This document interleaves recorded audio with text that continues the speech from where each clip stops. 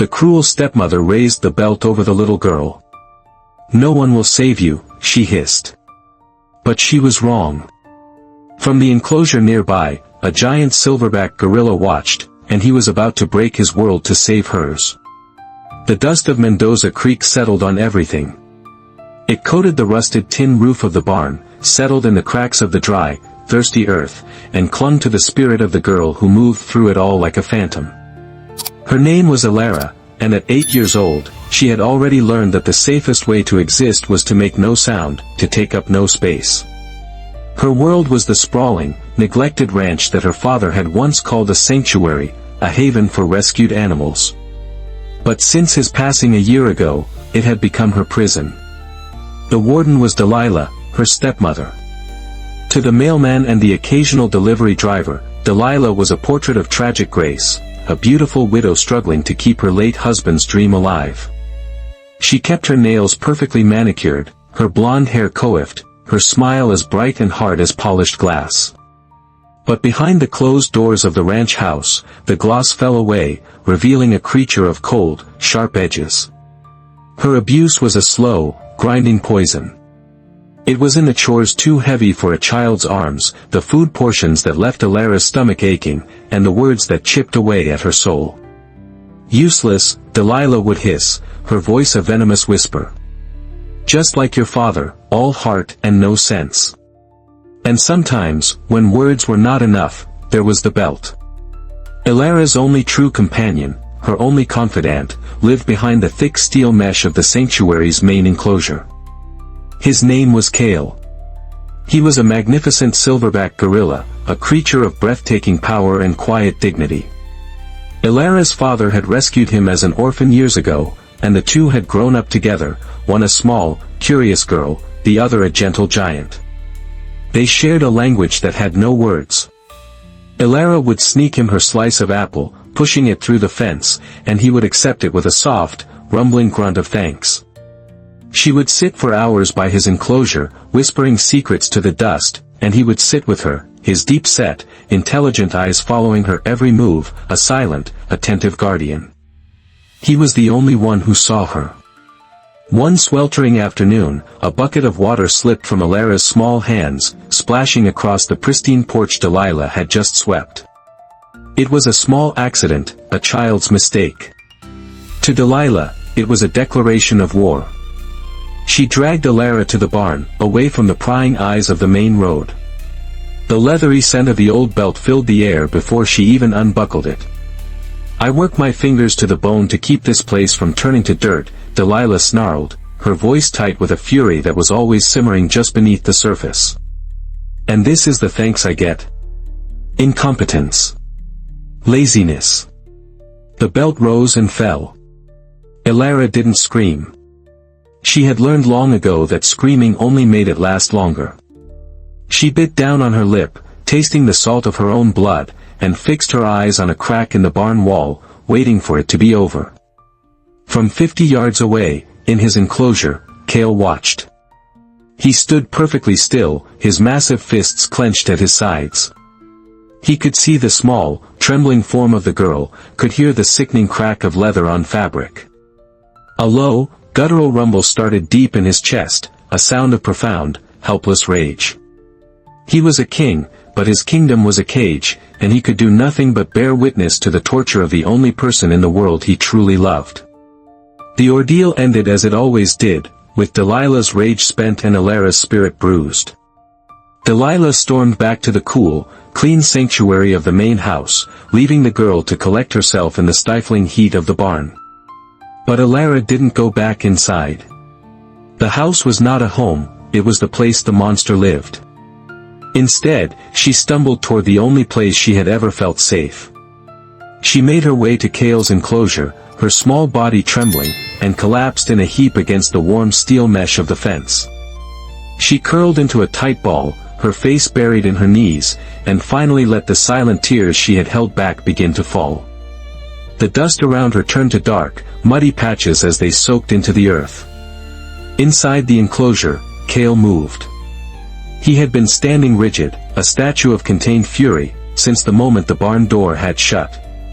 Now, seeing her, his posture softened. He crossed the yard not with a king's stride, but with the careful, deliberate steps of a father approaching a wounded child. He sat down on the other side of the fence, his back to the house, his massive form creating a shield between Elara and the world that had hurt her.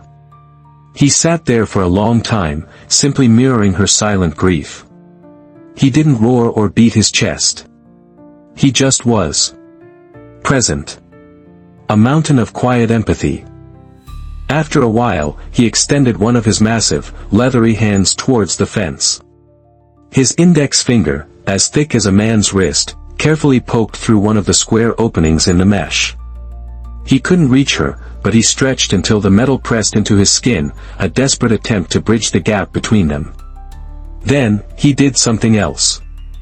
He reached over, plucked a large, tender leaf from a nearby bush, one of his favorite treats, and carefully pushed it through the fence, laying it on the ground beside her. It was a gift. An offering. A gesture that said, "I have nothing else to give you, but I give you this." Elara, exhausted from crying, eventually drifted into a fitful sleep against the fence. Kael did not move. He kept his vigil, his eyes scanning the ranch, his protective presence a tangible force. As the sun began to dip below the horizon, painting the sky in hues of orange and purple, a change came over him. The profound sadness in his eyes cooled and hardened into something else. It was resolve. It was patience. It was the cold, calculating focus of a guardian who understood that waiting was no longer enough. He looked from the sleeping child to the ranch house, where a single light now glowed in the window. A silent vow was made.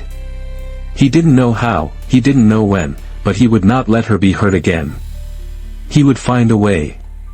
The car crawled up the long, unpaved driveway, kicking up a cloud of brown silt that announced its presence long before it came to a stop.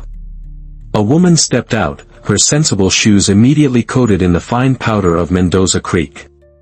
Her name was Maria Albright, and she was from Child Protective Services. She had a calm, professional demeanor that nothing seemed to ruffle, and eyes that saw more than people were comfortable with. Delilah met her on the porch, a vision of hospitality and concern. "Ms. Albright, thank you for coming all this way," she said, her voice dripping with practiced sincerity. "I'm so worried about Elara. She's been so withdrawn since her father passed. I've tried everything, but she just keeps to herself." Ms. Albright nodded, her expression neutral. "It's a difficult age, and grief affects every child differently," she said, her eyes already scanning, noting the contrast between Delilah's pristine appearance and the faint air of neglect that hung over the property. She was introduced to Elara in the living room. The girl stood silently, her eyes fixed on the floor, her hands clasped behind her back. She answered Ms. Albright's gentle questions with single-word mumbles, flinching slightly whenever Delilah moved too close. It was a textbook case of a shy, grieving child. Too textbook. "Your husband started this sanctuary, I understand," Ms. Albright said, changing the subject as she walked towards the large picture window that overlooked the back of the ranch. "Quite an undertaking." "It was his passion project," Delilah sighed, a perfect note of sorrow in her voice. "We have one resident left. A gorilla. Harmless, of course, but a huge expense." Ms. Albright's gaze settled on the enclosure. She saw Kael, sitting quietly. But as she watched, she saw Elara, who had thought no one was looking, slip out the back door and walk slowly toward the fence. And she saw the instant, dramatic shift in the gorilla. Kael, who had been listlessly stripping a branch, immediately dropped it. He moved to the edge of the enclosure closest to Elara, his entire being focused on her. There was an intelligence in his gaze, a softness, that was utterly captivating. Elara said something too quiet to hear, and the massive ape responded with a low, gentle rumble. Then, Delilah stepped onto the porch. "Elara, honey, don't bother the animals," she called out, her voice sickly sweet. The change was immediate and chilling. Kael's body went rigid.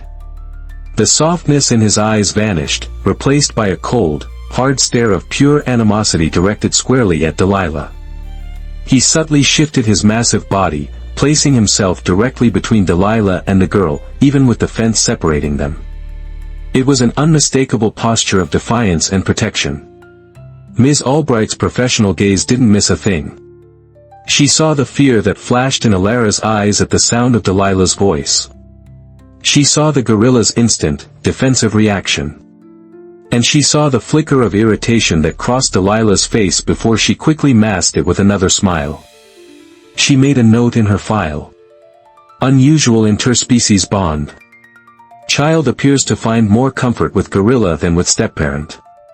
Animal displays significant protective behavior towards child, and agitation in presence of stepparent. The first thread had been pulled. The story Delilah was telling was beginning to unravel. A week later, Ms. Albright returned. This time, she arranged to speak with Elara alone at her school, a neutral space far from the oppressive shadow of the ranch. But the fear had followed the child. Elara sat across from her in the small guidance counselor's office, her silence a wall Ms. Albright couldn't seem to breach with words. So she stopped trying. From her briefcase, she pulled out a new, unopened box of crayons and a thick pad of clean, white paper. She pushed them across the table. Sometimes, when words are hard to find, our hands can speak for us, she said softly. You can draw anything you want, Elara. There are no right or wrong answers. For a long time, Elara just stared at the box. Then, slowly, she reached out and took a black crayon. For the next hour, she drew. Her small hand moved with a quiet intensity, the only sound in the room the waxy scrape of crayon on paper. She didn't draw flowers or houses or sunny days. She drew her life.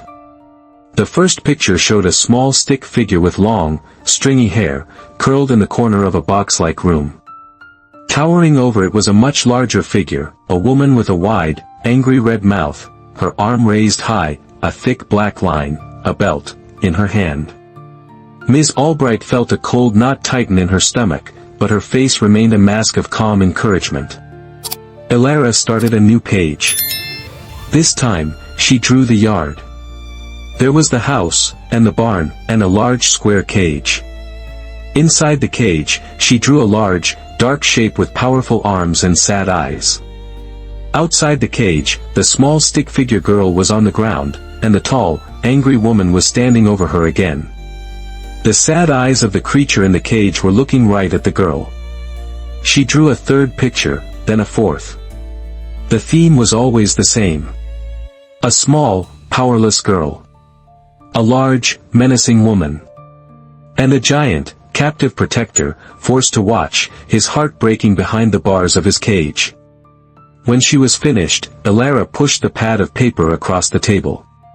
She didn't look at Ms. Albright. She just stared at her own hands, now smudged with black and red crayon. Ms. Albright looked at the drawings, and her heart ached. They were the most powerful, eloquent testimony she had ever witnessed. They were a child's cry for help, drawn in brutal, undeniable color. This was no longer a case of a grieving, withdrawn child.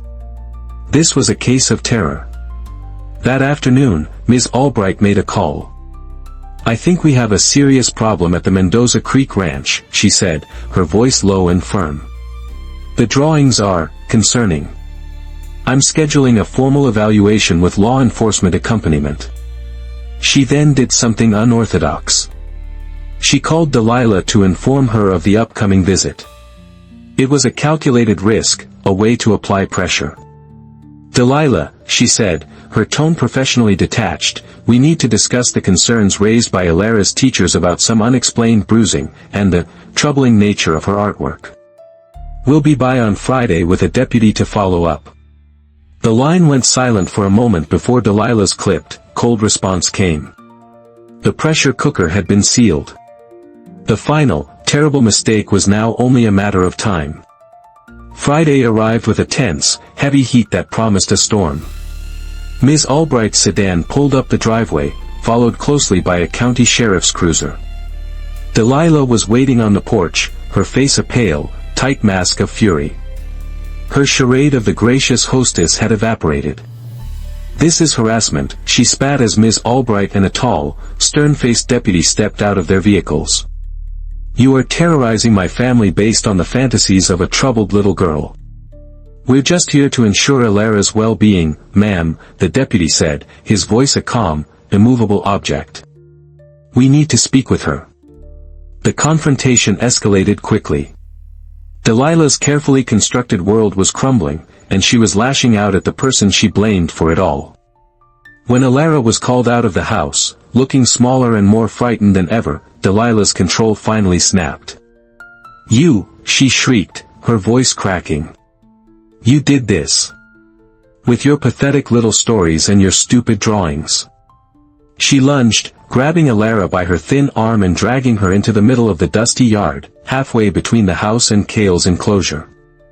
The deputy took a step forward, his hand on his hip. "Ma'am, I need you to calm down." But Delilah was beyond reason. Consumed by a blind, desperate rage, she unbuckled her belt.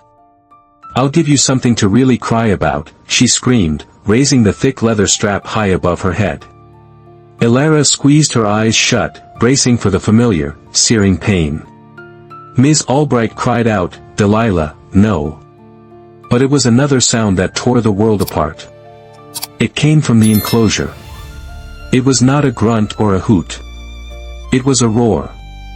A sound of pure, untamed, apocalyptic fury. Kael launched himself at the heavy steel gate of his enclosure. It was not a threat display, it was a full-force, 500-pound impact of bone and muscle against metal. Boom! The sound was a deafening explosion of sound, echoing across the ranch. The heavy steel gate, secured by a thick industrial lock, bowed outwards 5 inches, the metal groaning and screeching in protest. The hinges strained, threatening to rip from their concrete moorings. Delilah froze, the belt held high, her face a canvas of disbelief and primal terror. Kael hit the gate again. Boom! This time, the sound was accompanied by a sharp, metallic crack. The industrial-grade lock, unable to withstand the impossible force, snapped. The thick shackle shot off like a bullet, ricocheting off a nearby fence post. The gate, now unsecured, swung open a foot, held only by the twisted hinges. Kael stood in the opening, not charging out, but filling the space with his immense, trembling presence. His silverback bristled, his teeth were bared, and his eyes, fixed on Delilah, burned with a cold, intelligent rage that promised absolute destruction if she moved another inch. He let out another, lower roar, a sound that vibrated in the very bones of everyone present. It was the sound of a king protecting his own. Delilah's arm fell to her side. The belt dropped from her nerveless fingers into the dust. She stared at the giant ape, at the broken lock, at the sheer, raw power she had foolishly provoked, and for the first time, she was the one who was small, silent, and terrified. The deputy, his hand now firmly on his holstered weapon, stared in stunned silence for a beat before his training kicked in. He stepped forward, not towards the gorilla, but towards Delilah. "Ma'am," he said, his voice low and steady. "You are under arrest." The entire, unbelievable event had been captured on his body camera. The arrest of Delilah for child abuse, backed by the irrefutable video evidence of her final, terrifying act, was swift and decisive. The story of what happened at the Mendoza Creek Ranch, however, was just beginning. It became a local legend, then a national news item, the gorilla who saved the girl. Elara was placed in the care of a kind, patient foster mother in a quiet home nestled in the Green Hills, far from the dust and fear of the ranch. With therapy and unwavering love, the silent, haunted girl slowly began to find her voice again. The nightmares faded, replaced by dreams of gentle hands and soft, rumbling sounds. She still drew, but now her pictures were filled with color, bright yellow suns, green fields, and blue skies. And in the center of every picture, there was always a small, smiling girl, walking hand in hand with a giant, gentle gorilla. Her story, and Kael's, captured the heart of the nation. a prominent animal conservation fund, moved by the tale of his incredible loyalty and empathy, stepped in. They took over the failing sanctuary, not to move Kael, but to rebuild his kingdom. The rusty fences were replaced, the enclosure expanded into a lush, multi-acre habitat with trees to climb and grass to roam. A professional staff was hired to ensure he would never again want for food, care, or respect. Months later, a happy, healthy Elara returned to the place that had once been her prison. It was now a true sanctuary, vibrant with life. Accompanied by her new foster mother and Ms. Albright, she walked up to the new, state-of-the-art viewing area for Kael's habitat. He was there, sitting under a large oak tree. He saw her, and his deep eyes softened with instant recognition. He ambled over to the thick, protective glass. Elara stepped forward, a radiant smile on her face, and placed her small hand flat against the cool surface. On the other side, Kael raised his own massive, leathery hand and pressed it against hers. There was no fear between them. No cages. No secrets. Just a bond that had broken chains, a love that had saved two worlds. They were both, finally, free. For Elara's courage, and for Kael's unwavering loyalty, comment family. Have you ever felt a special bond with an animal? Share your story below. Like and share this story to prove that heroes come in all shapes and sizes, and subscribe for more stories that will move your soul.